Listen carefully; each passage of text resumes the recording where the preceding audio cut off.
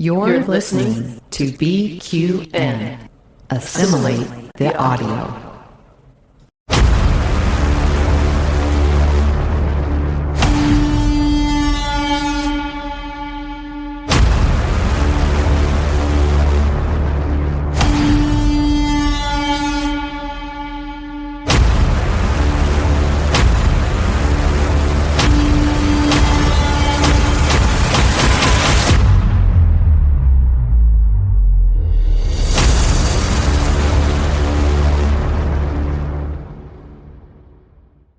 Showgirl thing from the 70s, kind of. Oh, yes. Hello, everyone, and welcome back to the BQN Hive Mind. I almost said the Trexperts quiz then. Hey, it's me, Davey. If you don't know what the Hive Mind is, the Hive Mind, it's a much more casual version of anything I think you might see on the BQN. This is just an opportunity that we have to get together to chat about what's going on in the Star Trek world. We get together with our hosts and some of our wonderful BQN network patrons. So if you would like to be a part of a future Hive Mind discussion and be on one of our shows, make sure you become a patron. You can do so at patreon.com/BQN. There is a link in the episode description. We've got a special edition of the Hive Mind today. We are doing a bit of an STLV recap. So Star Trek Las Vegas, for the uninitiated among us, I'd say probably one of the biggest and most well-known, if not unofficial, Star Trek conventions. It might be the biggest. I reckon it would be the biggest. So I'm joined today by two people who actually went to STLV to share their memories and thoughts of this wonderful convention with us. I've got Amy. Amy, how you going? Hello, hello. And I've got the fabulous Jim. Jim, how you been? I am fantastic. Why wouldn't I be getting to talk Star Trek with you lovely people? Oh, that's too sweet. That's too sweet. And we've got some people, if you are watching live today, please interact with us in the chat.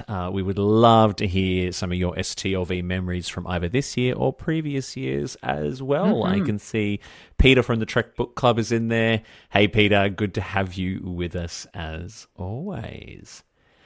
So, STLV 2024. Amy, give me the whistle stop tour of STLV, and we've got lots of photos and videos to look at today. But what's your whistle stop tour of STLV 2024? Okay, whistle stop tour. The big highlights definitely are the friends, the family that you meet there once a year. And I say family, and people laugh, but it's no joke. And you meet I know you mean people laugh at me about that too. And it's very yes. And the weird thing is you're like, I know so many amazing friends, and then you meet more amazing people, and you're like, how is it that there's this many amazing people in the world? It's renews your hope of humanity. But the big highlights, the pool parties, I actually did both this year. The decorations, the artwork through was incredible. And the panels were superb. I think after the strike year previously, they've learned that we can talk more than Trek. And so we got so much more from our actors. The panels were just incredible. The events was great. The food was even better because they've redone the Rio with a great food court. So those would be the main highlights that I would whistle stop tour. Whistle stop. I actually don't know what whistle stop means, but anyway, Jim, how about you, mate? What's your high level overview of the situation? Oh, it would pretty much be in line with Amy for the most part. Like, for those of you two know me pretty well. I'm not a social person mostly by nature, unless it's talking about Trek, and most of my conventions in the past had been me wandering lonely around a convention, thinking I'll meet people, and then I don't. This was the first convention I think I've ever gone to where I actually socialized with people, got to know people, Yes. and like you said before we got on, Davey, with the photos you saw, I had the biggest smile on my face with the with the selfies that I took. Wait till you see it, everyone. So, if you are listening to the replay of this, I do suggest hopping on over to YouTube to watch the YouTube version, because we will be displaying some images. And Peter, Jim, Peter's in the chat. Jim has one of the most infectious smiles I think you will. Yeah, this was an ever absolute see. blast for me. Like, I had a fantastic time. Like Amy said, the food was fantastic. The Rio, although I can't say for certain because I haven't been there in like a decade, is definitely on the rebound. There was still construction going on, but I'd say it's about 80 to 90% there, Amy. Oh, you're being generous. I'd say about 70%. Yeah. Yeah, but it's definitely there. I'd say by next year it'll be 100% there. Yeah. Amazing. I wanted to start with that, actually, because this is probably one of the things I've been the most interested in is, the Rio is, it's the USS Rio whilst we're there. That's Deep Space Rio, whatever you want to call it. Yeah, like the best the best example of it I heard was Paul Wright, who I think we all know. Like, he heard someone in an elevator say, and although they were probably being negatory, he took it in stride. He was like, those damn Spockies are here again," or it was something similar. Those damn Spockies. Paul, if you're listening to this, I apologize. I probably got it wrong, but it was something along that lines. So, look, the Rio certainly, I mean, it's got that fabulous convention center, right? Mm-hmm. It's huge. But my last time at STLV was back in 2019, and it was not great. Like, it was really starting to fall to bits. But I've heard there's been quite a bit of work done to it. So, Amy, tell us a bit more. Like, what's been happening at the Rio? Like, can you see that it's getting better? Are they modernizing it? How's it looking? Yeah, the rooms in the Ipanema Tower have been redone, and my room was large, accommodating, comfortable. The beds were nice, sheets were clean, plenty of towels. Good to hear. Water pressure, yeah. Water pressure, it's still old plumbing type of thing. So it's a facelift. The new carpet is beautiful with lovely Rio-esque animals on it. So, I mean, that's such a Vegas thing that you have to appreciate the carpet. But they removed the buffet, and that's where they put in the food court, which is not your typical super fast foods. I mean, they are faster foods, but they're good quality fast foods. Oh, God, yeah. The Tony Luke's was unbelievable. Yeah, impressed. They had a wonderful noodle soup place and a chicken finger and a good variety of foods. So that was really, really good. There's, like I said, some of the floor with the gambling was still being redone. The lobby bar, I did spend a lot of time there, and that was redone. And we'll see on the slides. They, had some drinks for us.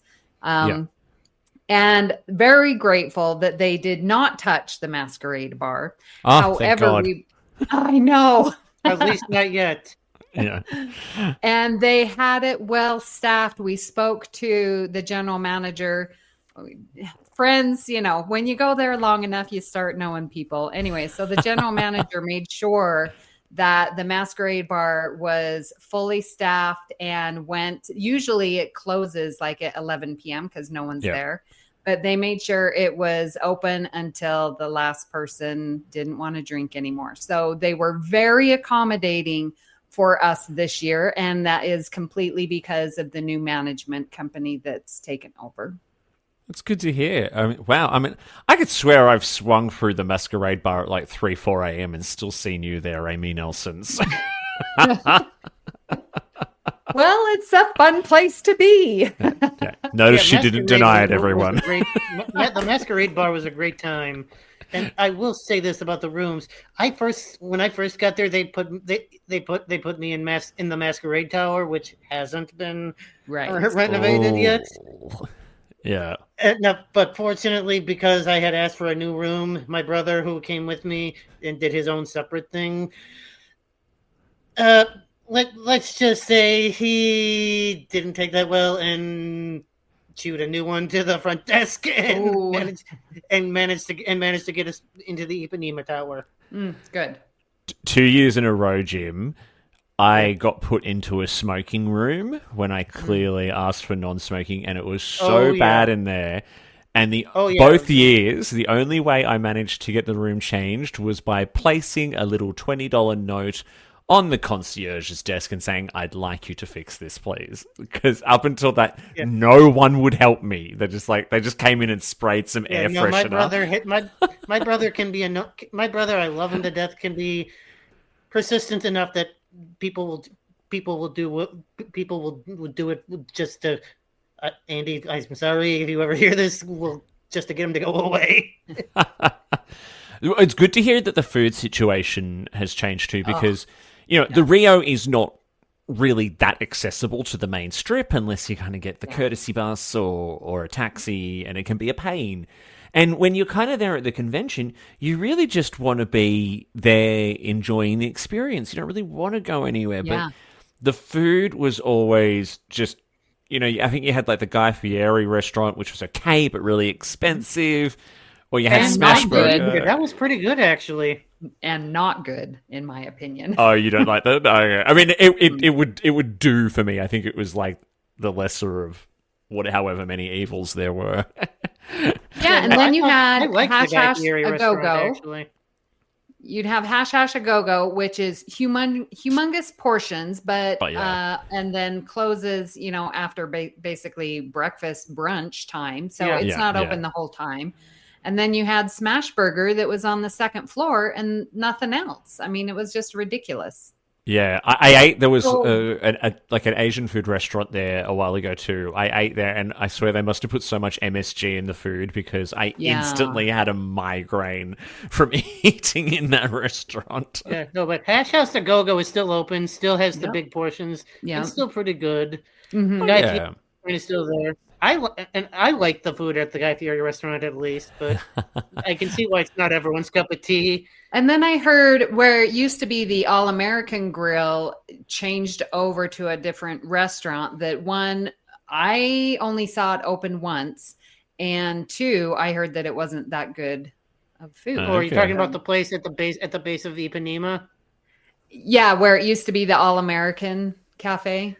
Yeah, I think I know the one you're talking about. I ate there once. I think it was with Paul, and although the food was expensive, it was pretty good actually. Okay.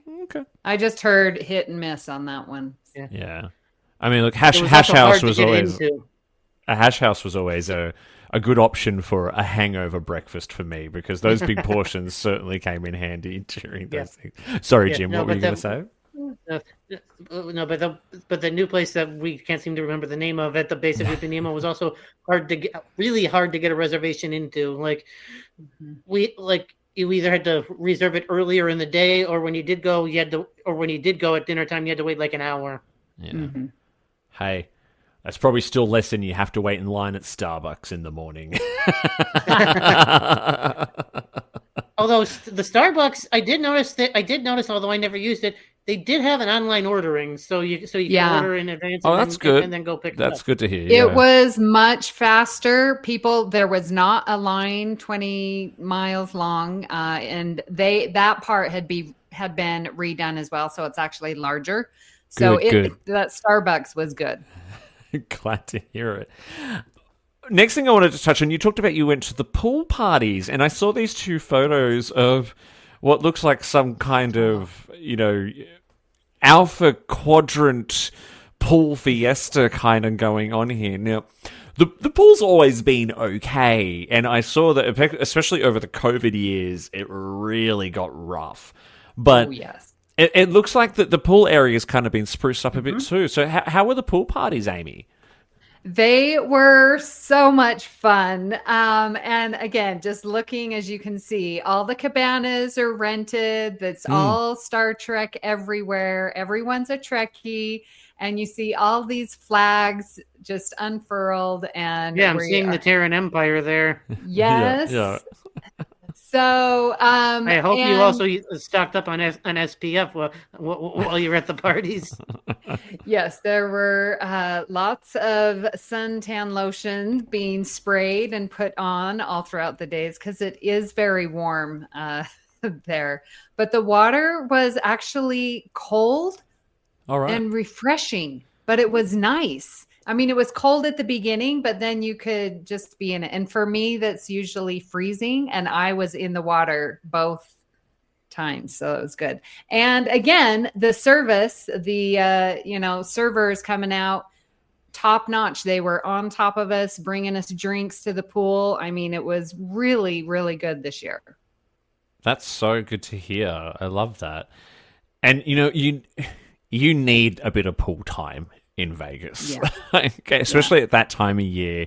Jim, you and I spoke about this last week offline privately. It was just how oppressive the heat is at that time of year. Yeah, I never got I never got pool time, but yeah, if I'd had more time in Vegas, I probably would have done pool time. But yeah, the heat was extremely oppressive, and as you know, Amy, who lives in Vegas, like it can be unbearable at times. Mm-hmm.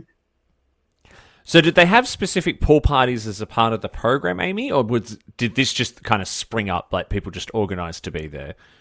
Yeah, so this started way for the 50th back in 2016, and it was sort of the USS Rio group, a Facebook group, and we organized pool parties. We had one before and after because a lot of people, come in for the entire week. So it's usually the Monday, Tuesday before, and then the Monday after. And those are the after one, I would say, is better attended because coming in on a Monday, Tuesday is pretty early for a lot of people. So if you can only go to one, go to the one that's the after pool party because that's still big time convention. Yeah, that's right. My memories of STLV is I would always kind of get there a day or two before, and then there's a few people around, and then it kind of gets busy, and then Friday, Saturday hits, and it's just intense, like in a good way. Yeah, at that point, we basically got 100% control of the hotel. Yes. Yeah. Imagine being someone who had no idea. Who shows up for a room at the Rio because they're quite reasonably priced during convention time and most of the other time, right? Jim, how do you think you'd feel if you were not a Trekkie and you rocked up to the Rio that weekend and you saw that? Yeah, it's just like my comment earlier about what Paul experienced. I did encounter one or two people like that.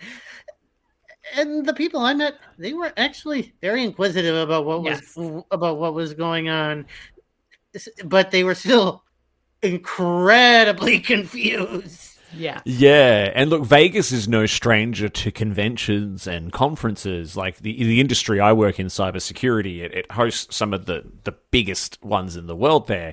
But that's not going to be people walking around as Klingons, Vulcans, Romulans, Andorians, Cardassians, and Borg, right? It's so, and that's what's so great about it, right? Like you're literally, it's like you're on the promenade of Deep Space Nine for a week. Yeah. Yeah, just with a lot of slot machines. I want to jump into some of your individual photos as well. So, actually, you talked. I actually wanted to jump on this one first. Sorry. So you talked a little bit about some of the restaurants and all that before, but I pulled a couple of these pictures out with some of the drinks as well. So there was a couple of bars that looked like they were doing. Yeah, go on. Sorry, Davey. Yeah, the hotel had like Star Trek themed menus for like all the restaurants, and like the bigger, pricier restaurants, like they shared like the expensive drinks that they could serve, but each restaurant had like a specific Star Trek themed menu item that they served. Yeah. That they served, and some of them were pretty damn good, actually. I was going to say, did anyone try any of these cocktails that I can see in front of me here, like the Seven of Limes? I did not, because I do not drink liquor. Oh, fair enough. So Yes, Davey, you know me too well because yes, I had the 7 of limes and very, very refreshing. I And admit the 7 of limes was tempting, but I ultimately did not do it. Fair enough. I see an It's Green there. If only Mark White had been around. It's Green, Right? one of our Patreon exclusive shows. There we go. Yeah, and I did try the Coco No. Oh, yeah. What's that? Malibu, Yeah. coconut rum, pineapple, blue caraco, and lime juice. Okay. Blood wine spritzer sounds almost like it could be. It's like a peeled back version of.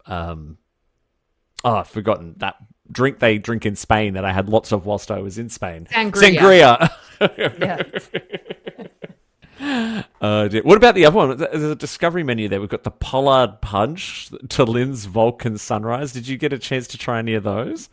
No, I did not.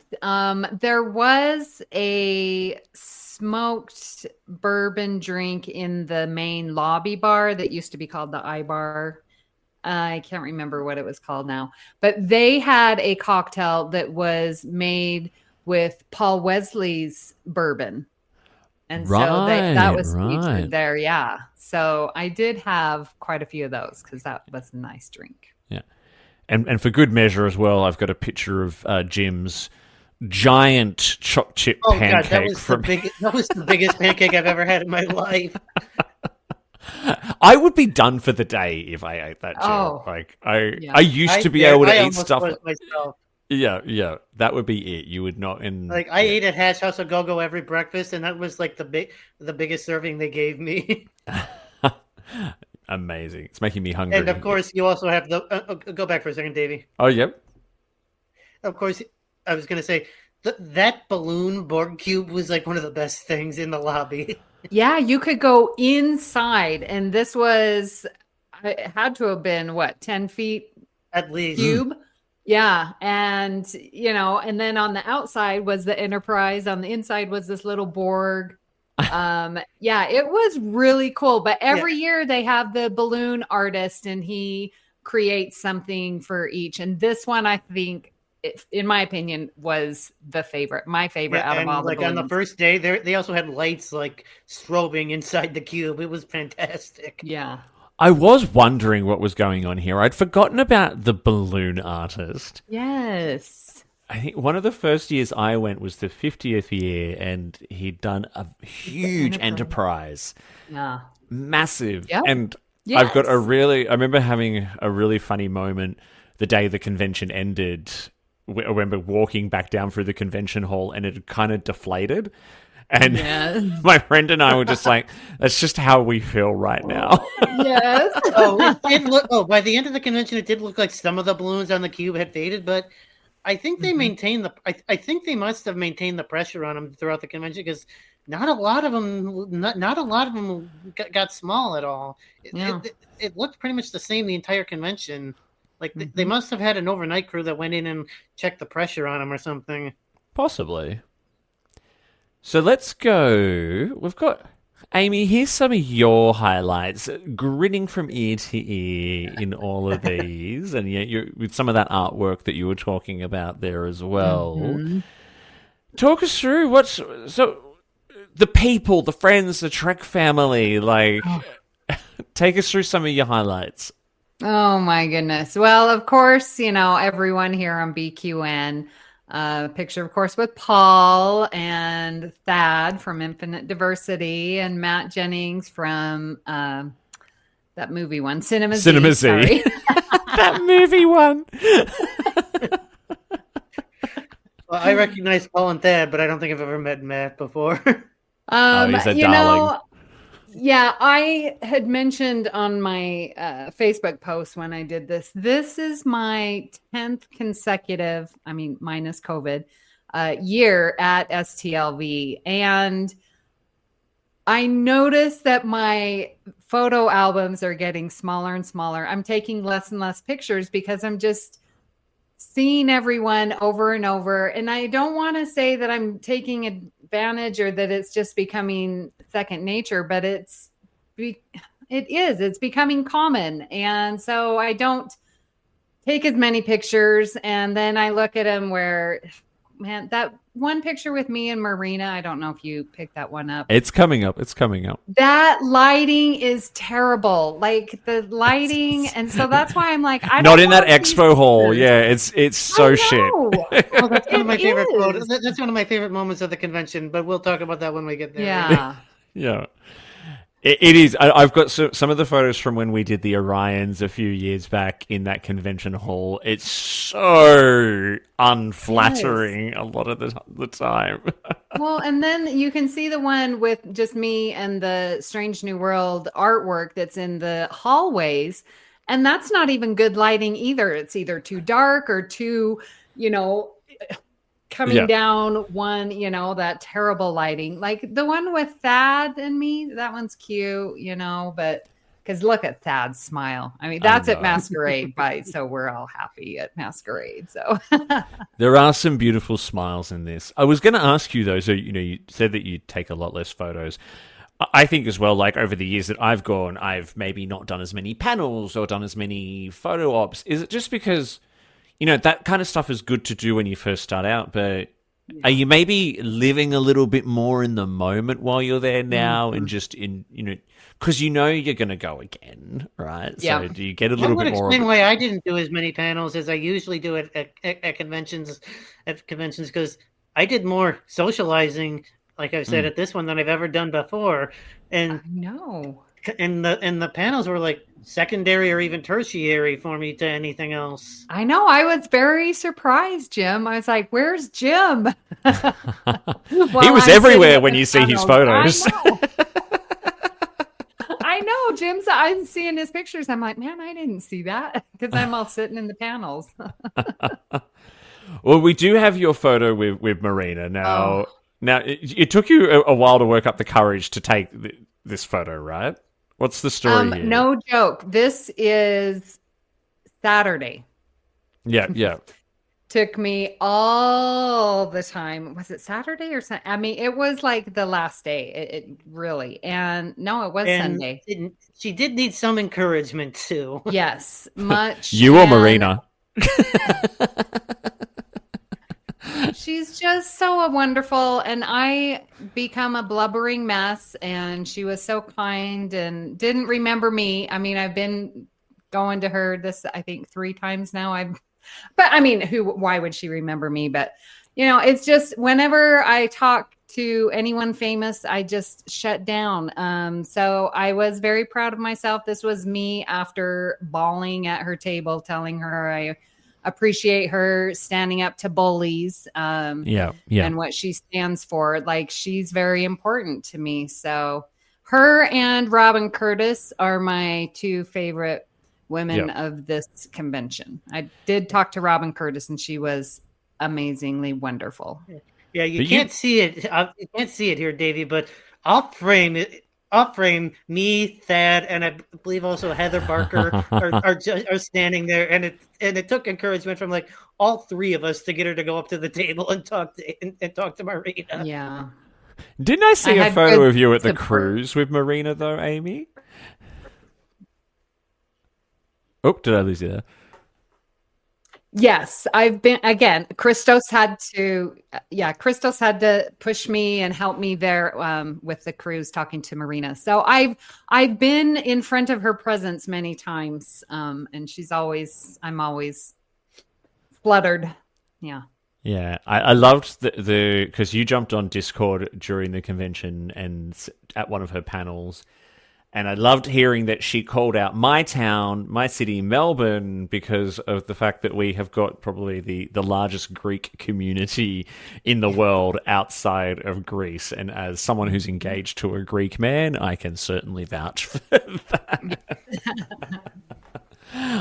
That's so wonderful. Oh, and on that as well, what I loved that you were doing, Amy, and I think we got a bit of this from you too, Jim, but you were live tweeting in the BQN Discord. How cool is that?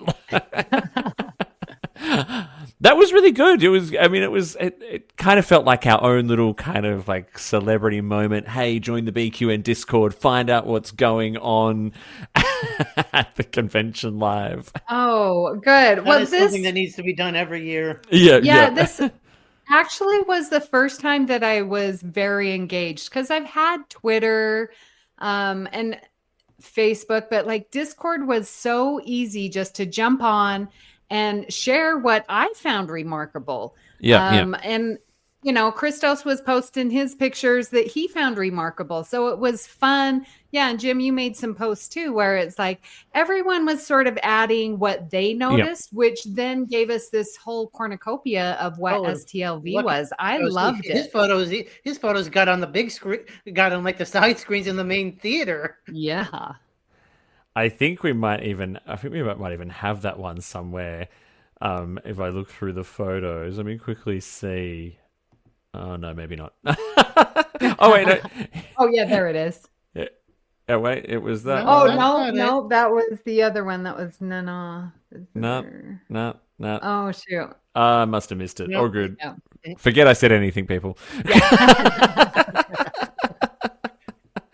Let's jump over now to the biggest and most infectious smile in Vegas. So, Jim, as I said, I love your photos. We've got you here with Christos. I can see Matt Harker and Rhea there, and Amy as well.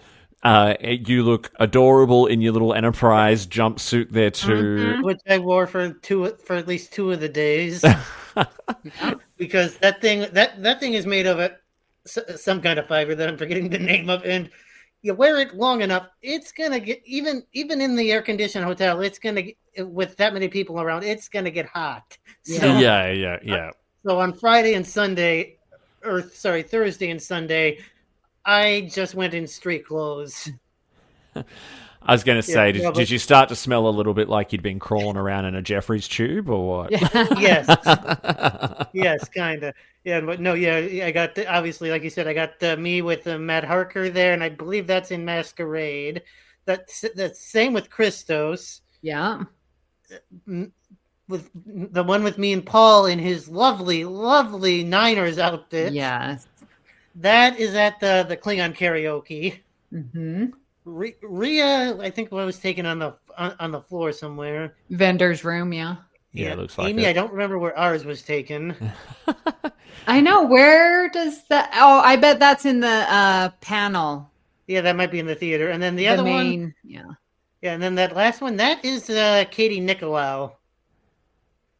I love that phaser rifle that she's got. Yeah. That's cool. Is that like an official merchandise? No, she made that. Yeah, she's the meteorologist from somewhere in the Midwest who did all those geeky themed weather reports. Yeah, that kind of went viral. Yes, she's done a bunch of podcast appearances for both the Trek Geeks. Yeah, might have done some on the BQN even. I don't know. Amazing. But I'm a fan of hers and had to get some photos. Yes. So, Jim, what were some of your, looking at your photos here, like what were some of your other highlights? Like what were some of the things that just really, really stood out to you? Because you did take a lot more photos because you told me this was your first time since 2012. How had things changed over the years? Oh, they have changed significantly. Like definitely bigger crowds. Even though the Rio was definitely a dump and has been improved, the Rio has changed significantly as well. Like the layout was basically the same, but just the Rio in general has changed. Like everything about the convention has changed for better or worse, depending on how you want to look at it. You can definitely tell that the BQN is not being paid in either way to speak favorably or unfavorably about the Rio, because the Rio was a dump is about as blunt as you can get. I'm trying to figure out a way to say it nicely without being negative. And one question I actually had for both of you, Amy, you and I talked a little bit about this the other week, is I'm getting from talking to people that there was a bit of a renewed kind of vibe at the con this year. it felt like one, it was probably the first big one since COVID where everyone's kind of been back, and it's back at the Rio, and the Rio's had a bit of a facelift. But That would be a also, fair description.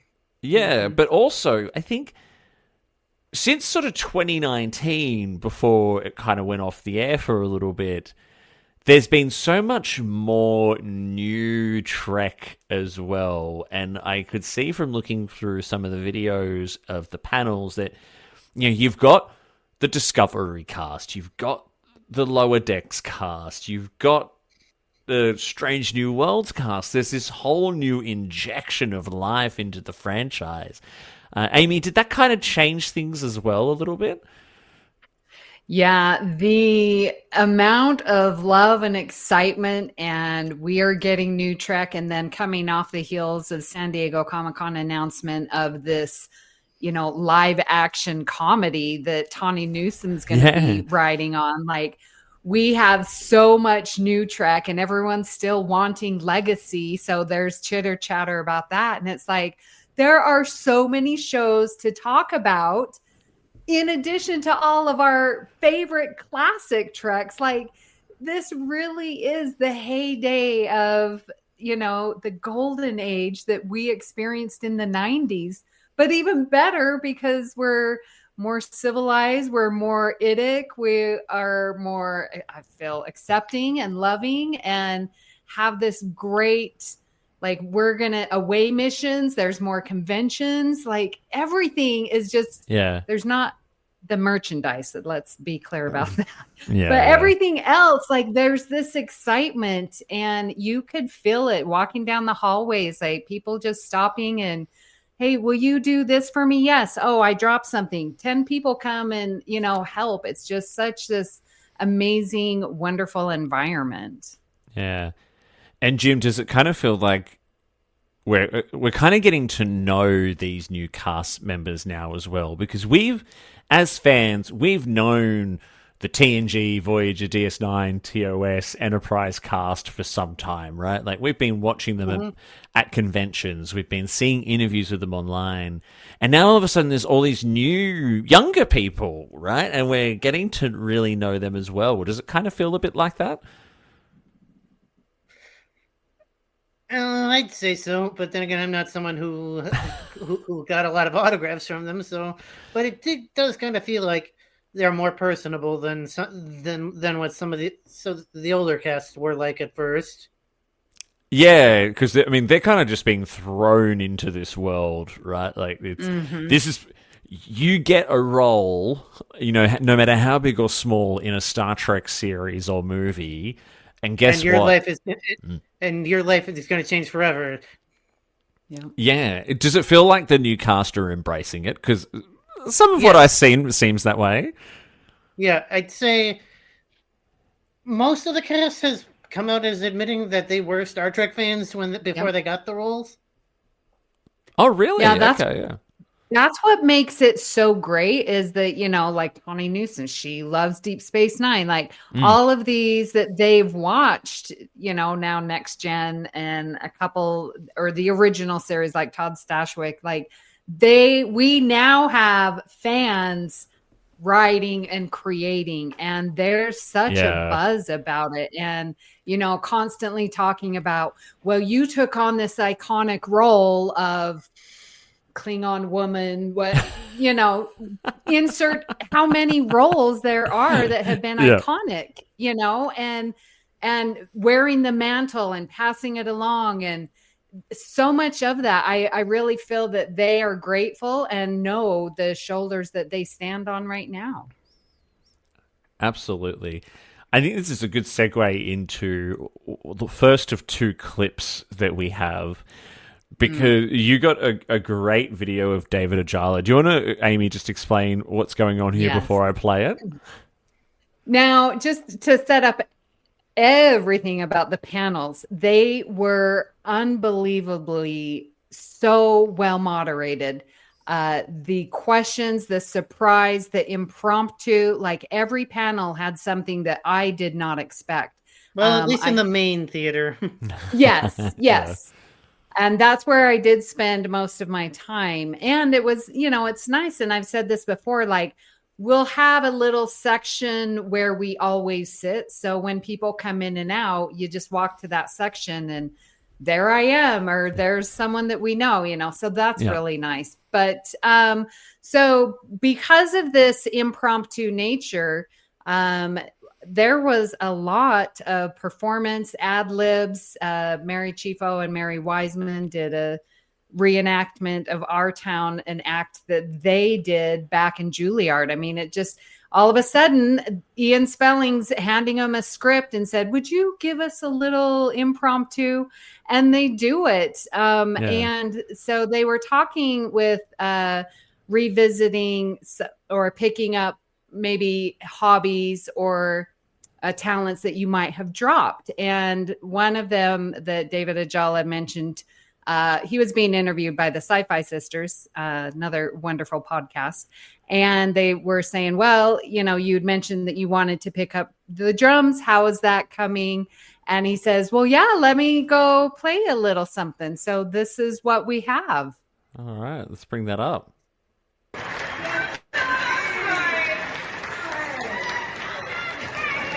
Oh, do we need to start over? Oh, we do. Okay. I heard it perfectly. Here he goes. He's good. Yeah, so good. I mean, I was in awe. Yeah.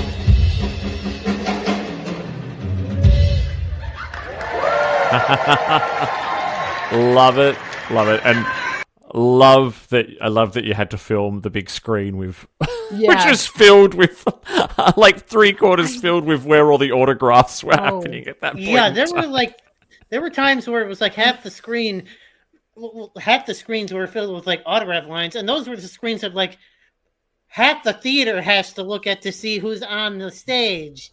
Yeah. And look, that's one of the brilliant things, though. I mean, not the autographs, but just those wonderful impromptu moments where, because we know that these people are actors, but because they portray these characters in this universe that means so much, we know that you're not Book, right? We know that you are David Ajala, but we want to know David Ajala because we want to know.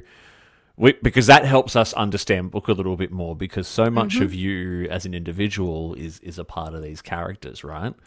Exactly. Yeah, and Amy is right about like the impromptu nature of the panels, and most of the moderators were good. Although I will admit, Adam is kind of fading slightly.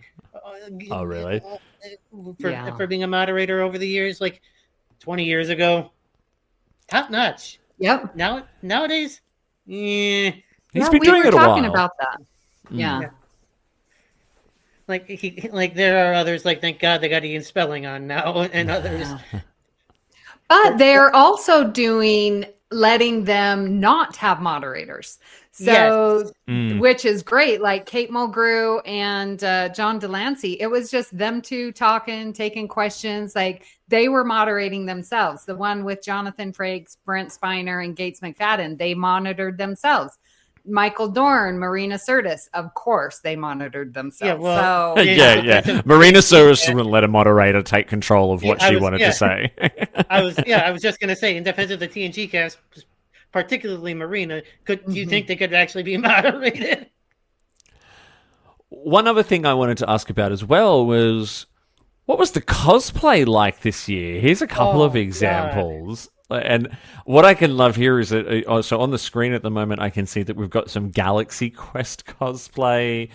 There's some Voyager there, but there's a lot of new Trek stuff here. I can see Lower Decks. I can see, there's a little bit of disco and stuff like that in as well. So how was the cosplay like, Amy? Oh, just unbelievable. And there's so much out there because so many people are like super creative. Like the Ritos hockey players, like, am I missing something? Is that what they are? I think so, There was a scene in an episode, I think it was Lower Decks, where it was like they were coming out of the holodeck in in hockey Oh. suits with Ritos on the uniforms. Okay. See, there's just so much, and so many people are so creative and do mishmash and Yeah, Yeah, well, you're definitely right about the creative part, Amy. Like that one, like the one with the two guys, with the two guys, with the two guys in the yellow and red uniforms. Those are the uniforms from the Patrick Stewart skit in SNL, where it's love. An SNL Yes. sketch, did you say? Sorry. from Yes, the I must Love have- Boat. Yeah, I yeah, must have yeah, yeah. popped Yeah, out you for froze for a right? sec. All good. Yeah. But Yeah, what's that's- funny is that I have that outfit, but in blue. So they needed me in their picture because I have that Love Boat Star Trek in blue. Ah, I don't know this sketch. I'm going to have to go look it up. I'm assuming it's Love probably on Boat, YouTube. Love Boat, the Next Generation. Yep. Oh wow! And I've hilarious. never heard. It's from How have I Pat- never heard of this? It's from when Patrick Stewart hosted SNL in 1994. So I'm glad you actually clarified that, because when I saw this photo, I'm like, oh, that's cute. I have no idea what it is. So it was It's just- gonna- See, that's me walking around STLV where it's like, I love it, but I have no idea what it is. Yeah. And that Miglimo, those are made out of real feathers. Get out, really? It's a cool outfit. I love it. It's super Yeah. cool. And I also love the creativity and just the sheer size of some of these costumes. So we've got the macrocosm Janeways there, where they've actually looks like they've paper machéed the little bugs, and it's hanging What Katie off said them. I think what Katie said was the bigger one was paper mache, but the smaller one that she had was like some sort of weight that she had disguised as a macro. Either way, it's very creative. Yes.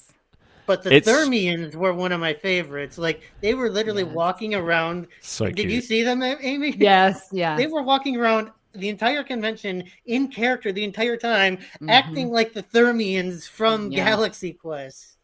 And that was really cool. Creation brought in some of the, secondary actors and had a whole Galaxy Quest panel, and it was phenomenal. Oh yeah, I got the autograph of I got the autograph of one of them. I think it was Daryl Mitchell. Yes. From someone who's done cosplay before, like, so you both know I've done the Orions several years. There's something about walking around that floor in cosplay, and and my cosplay, I was quite unrecognizable as Davey. So I got to be a completely different person for the day. And I'll tell you, I was the sluttiest Orion you have ever met. Like, I was such a tart in that thing. But the ability to just, and that's what's just so fun about it. You can, either as someone who is cosplaying or just watching the cosplaying, there's this whole fun role play element where almost we get to kind of, as adults, we get to play make-believe, right? It's almost, there's something childlike about it because it's this element of fun, of pretending to be something else that you do a lot as a kid, but then as an adult, it's not really socially acceptable. And then STLV makes it acceptable again for us to dress up and be silly. And some of... And that would describe that Moopsie perfectly. Yes, exactly. That I saw a lot of Moopsies in the photos. Very, very popular. Oh god, Moopsie had to be the most popular character. Yeah. Now we've got Peter on the comments was saying that the Cerritos a hockey player cosplay reminded him of the Voyager episode with Tom and Harry, in which they're in a hockey gear heading for Or coming out of the holodeck. Oh yeah, I think that's where I think that's where Lower Decks got the inspiration for the scene. Oh, okay. Yeah. So it's a bit. I think it's a bit of a mishmash then of that scene from Voyager, but putting them in the Ritos gear because I don't think there's any. there's no Voyager activewear in the cosplay Parthenon. So, well, and I was about to say as well. So some. And I noticed in some of the photos, like I saw some of the Borg Queens and I saw some Gwens and stuff like that in some of the photos. There was like one really great Gwendala. That was amazing. Amazing. And 7 of 9, of course, she's always there, a couple of them. Yeah. But some of the outfits are so elaborate that they have entire crews of people with them just to maintain the outfit and keep it all stable and touch up their makeup. Like I saw this one Borg drone walking around, like he was literally dressed like a Borg drone, like with all of the equipment on him, like the tubing, everything, eyepiece, headset, you name it.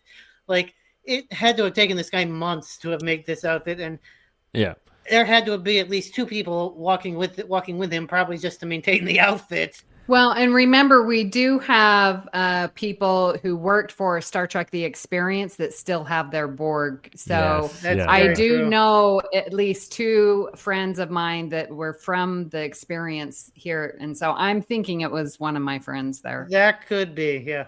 No, because it's official. It was still an impressive outfit. It was still an impressive outfit. Yeah. There's a few people over the years who have gone, wow, that person's really convincing, and they're just kind of wandering around as a Romulan or something like that. And I've heard all these like urban myths and tales about like, oh yeah, that's such and such. They were one of the actors at Star Trek The Experience, and they still think that they're there. And they're still in character. Yes. Oh, so good, so good. And we touched a little bit on the panels before, but I wanted to loop back around to that again. Now, Amy, I know you were quite big on the panels this year, and you talked about some of the off-the-cuff stuff, but what were some of the other panel highlights for you? Because they even managed to squeeze in a few announcements through some of the panels this year as well, right? Well, yes, and on our YouTube, I've got a picture of Sirach Lofton holding up Nana Visitor's book that finally has been published. Like, she brought it. She's like, this is the very first book published. She was so proud. So that was super exciting. And then there's 2 other stages there. And I wish... Yeah, and this is in the lounge stage. Yeah. Sorry, Amy. Lounge. So Vic's Lounge instead of Quark's Bar and Doohan, let's see, Jimmy's Place. They keep, rotating things. And then they also have the DeForest Kelley stage. And there's so many other rooms in the convention area that I wish that they would spread out even more, because to have a stage in the lounge where you're serving drink and serving food makes it very difficult to listen to who's up on the stage, because there's this, major people are chatting and talking, and it's just ridiculous how pushed it is when there's space to be had. I mean, there's rooms that, aren't even opened they could open up and put, the food separate place. So I'm a little frustrated with that. I agree with you, Amy. And I will say, for the most part, the panels did work, but I did with the lounge have at least one episode where I had a sensory overload and had to get out of there. Yeah. Because it was a sensory mismatch. And this panel that we have photographed here, that definitely should not have been in the lounge. Yeah. That was the Trectivism panel.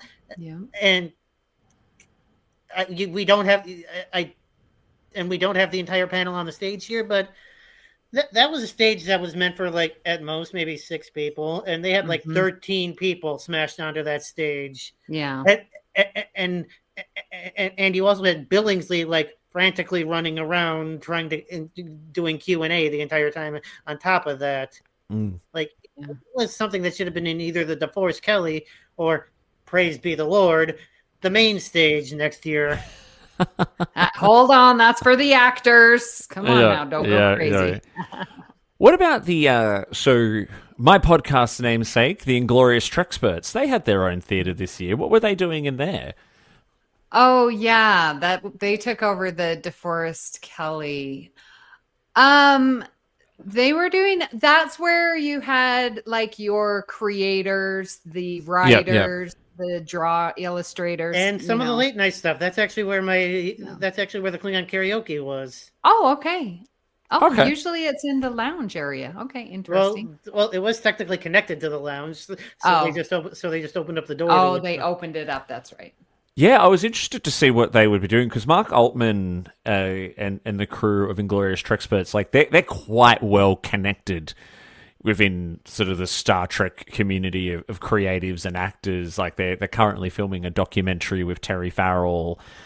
So yeah, I was interested to see because they've gone from being just a stand at the convention to their own theater. So that's really, really cool. I'm still just hoping that they don't sue me for appropriating their name, but that's fine. We follow each other on social media. We give each other little likes. It's all good. Oh, good. One day I'll Yeah. build up the courage to ask them to be on the show. Yes. Oh my gosh, it better be one of those really difficult question ones because they're smart. Yeah, super smart, Yeah. super smart. They know their stuff. And I know you got some fun announcements too. So, Amy, you actually came on to Trexperts Quiz. We did a live cross to you. There was some news about the Orville. There was some news about Starfleet Academy, which was really exciting. Now, tell me, when you found out that production was about to start on a new season of the Orville, how loudly did you scream? That was amazing. I heard it through the grapevine, and I saw Scott Grimes at the lobby bar, and I was like, "Oh, there's Scott Grimes," and he was talking to my friends. I don't know why I didn't go up and hang out with my I'd say like friends. 90% of the convention heard it through the grapevine because Scott Grimes, and I don't know why he wasn't an official guest. I know, Because he was only there like to be part of the band for like the main karaoke that was in the main theater on like the first or second night at like 9 p.m. Apparently he made the announcement like between sets or something like that production would start in January. Yep. That's how it went down. Yeah. So good. So excited. And they also mentioned as well that Star Trek Academy was about to begin filming because I understand it's kind of filming right now, I think, in Toronto. Yeah, they were saying production in January. Yeah. Yeah. Right? I get my announcements confused. So, yeah. So how much do you think that... Because one thing I haven't done is I have not been to STLV since Creation lost the official license right now. Mm-hmm. I mean, it still maintains itself as one of the biggest fan conventions, right? And I know there's probably a lot of interesting thoughts around the removal of that license. I don't think it's that big of a deal. Creation seems to be doing just fine. That's what I was going to ask. Yeah, because I mean, we used to kind of get some announcements, like Picard got announced at STLV and stuff like that. But does it change? Jim, you kind of just answered the question there, but like, yeah, does it change at all? Has the vibe of it changed at all with the loss of that official license? In a good way, I'd say. Okay. Because remember how I think you both can agree with me. For years, we'd be like, why don't they bring the Orville? Why don't they bring or something else to Trek related to the con? But for years they never could because CBS would always be like, not happening.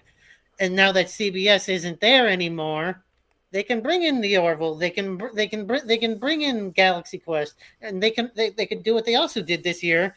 They brought in Mary McDonnell and Claudia Christian, who aren't even technically connected to Star Trek. And the 12 Monkey people. Yes. Right? Exactly. You know what, Jim? You bring up a really good point, and that should be recognized because I was thinking, last year was the first year that they lost the license, and then they had that terrible AI creation of lookalikes of all of the actors, which was terrible, and it just wasn't... It really fell flat, but you're right. They are bringing in characters and sort of expanding, Trek adjacent shows that has been very successful these past 2 years. Yeah. Yeah, because I remember in like 2012, I think it was Richard Hatch was at the convention, but he was like the one non-Trek person at the convention, and it was the rest of it was like all Star Trek, and so it was like fine. It was like they were just doing it. It was like they just did that kind of a thing as an afterthought. But now they're like completely thinking about who can we bring in who's either Trek or Trek related, or maybe even not Trek at all, but sci-fi related, who can make the fans happy. That seems to be what they're finally doing now. I think maybe because I know when they took the license away, they wanted to bring up these, national events, these destination Star Trek kind of official events that they do around the country, which I So understand. we could have an entire podcast. We could have an entirely separate podcast about how badly they handled that. Yeah. I mean, look, I've never been to one of them, but I think maybe they underestimated just, again, the power of the Trek community and how much having this massive singular event every year kind of meant to us, right? Because we're a global community too, right? So me in Australia, if I'm going to go to an event, I want the one event that I can look forward to going to overseas each year, right? Like, I mean, they thought they could put on a Star Wars style con with Star Trek actors, but as much overlap as there is between the two fandoms, we're two separate fandoms entirely as well. Mm-hmm. Yeah, that's right. And I guess there's also, in terms of bringing in the talent, the Star Trek talent, creation is still like, well, guess what? All the fans still come to our event, and you're going to be able to make a lot of money off those autographs and photos. Guess what? We actually have the contact info, so we can do it on our own.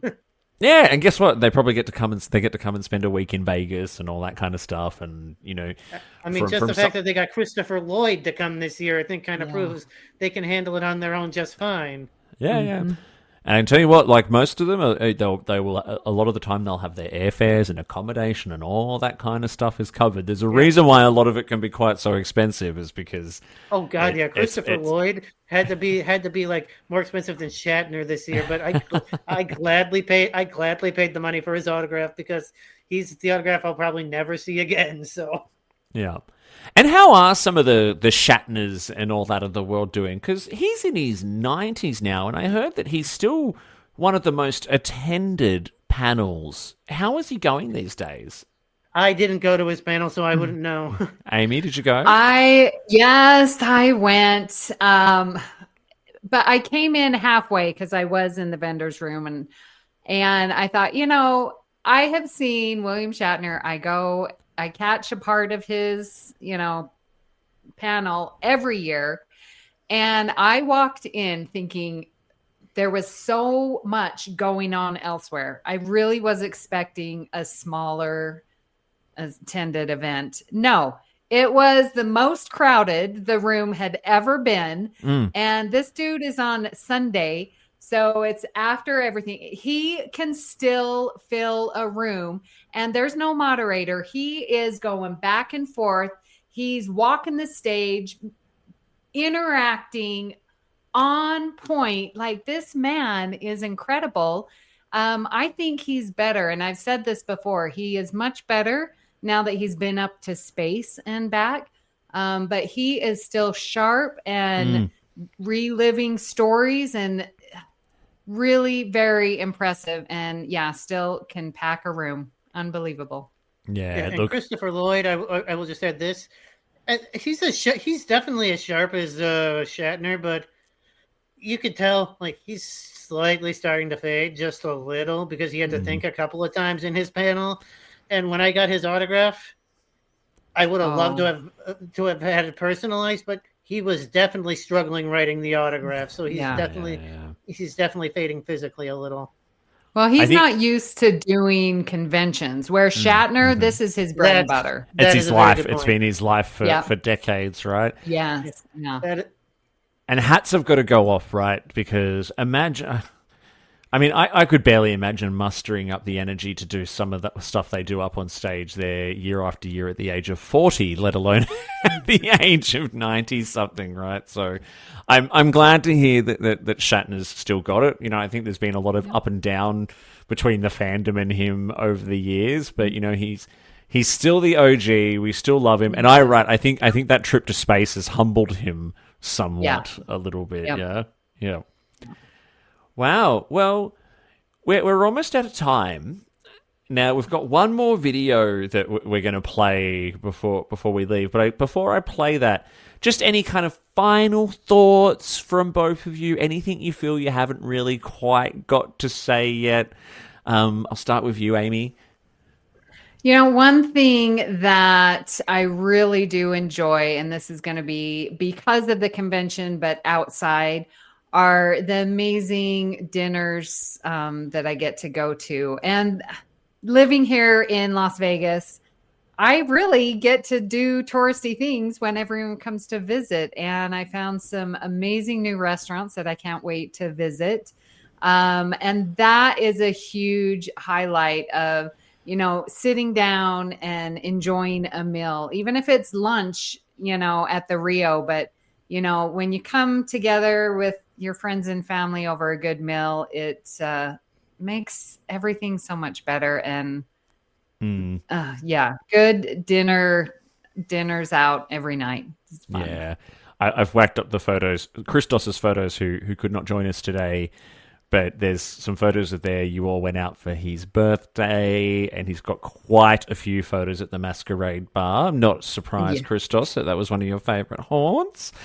But I agree with you, Amy. Like, most of the fun for me it's been a while since I've been, but it was always in those, like, when we caught up for a drink.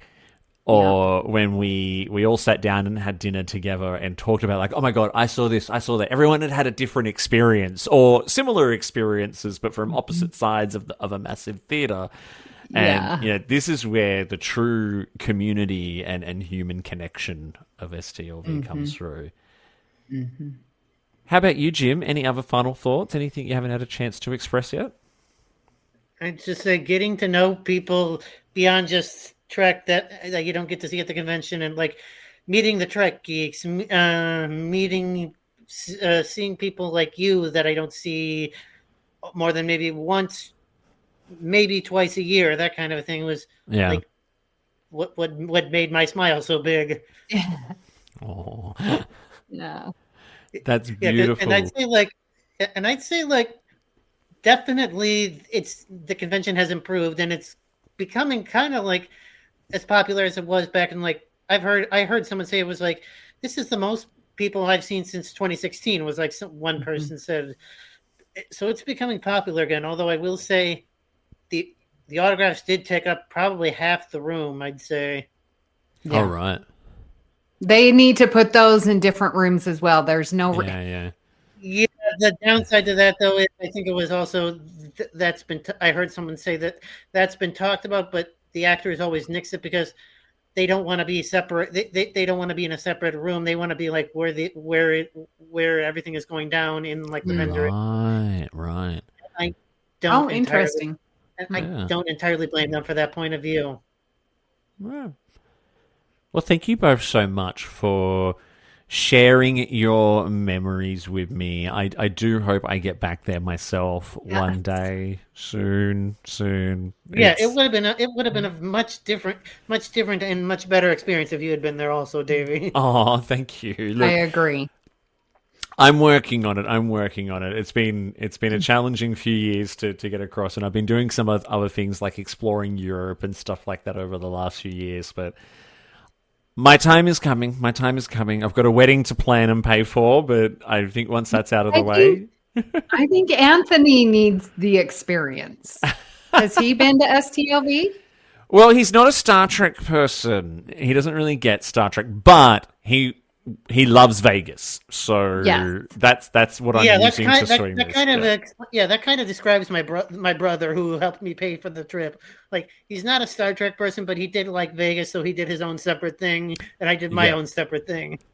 Yeah, and I've seen plenty of people who brought their non-Trekkie partners along before, and I'm like, hey, you can just go hang out with them and shop and swim in the pool and go to Cirque du Soleil or something. Yeah, because like my brother spent my brother pretty much spent 90% of his time in Vegas on the Strip, while I spent basically all my time in the hotel. Yeah. All right, before we show this last video, just quickly, Jim, where can everyone find you online? I can be found in the Facebook group and the Discord group.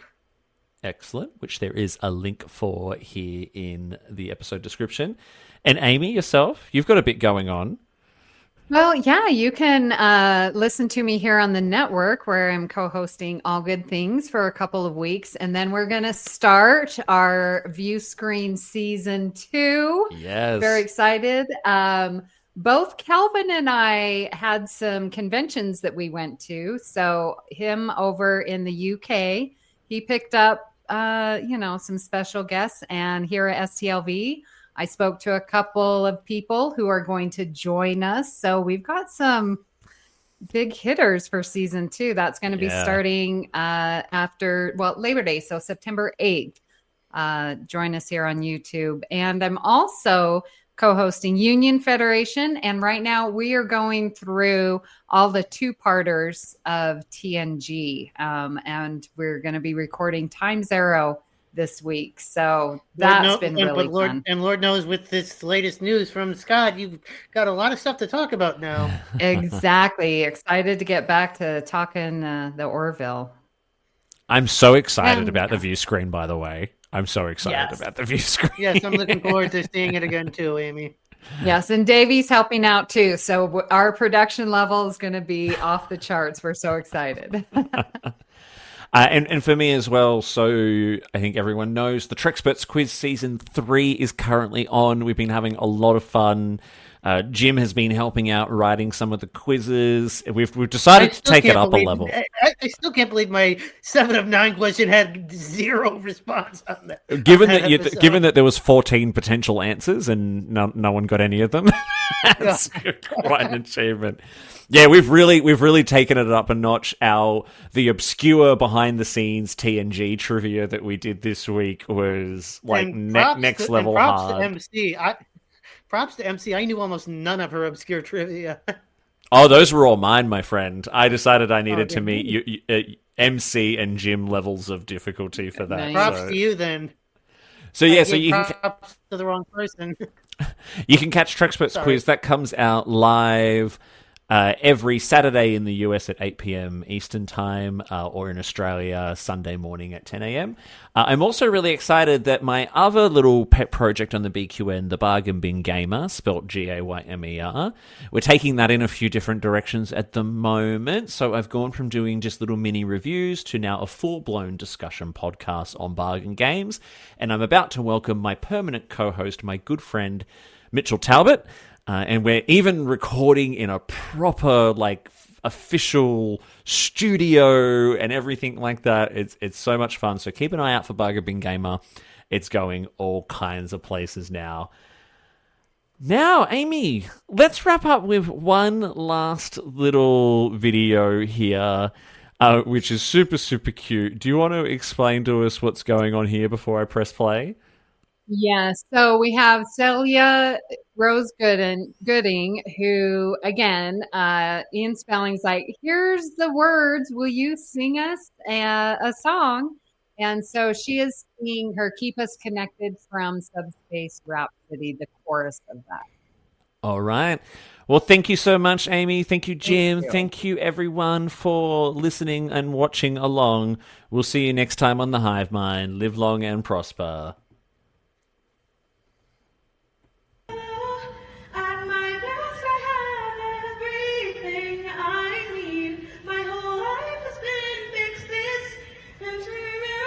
That's what I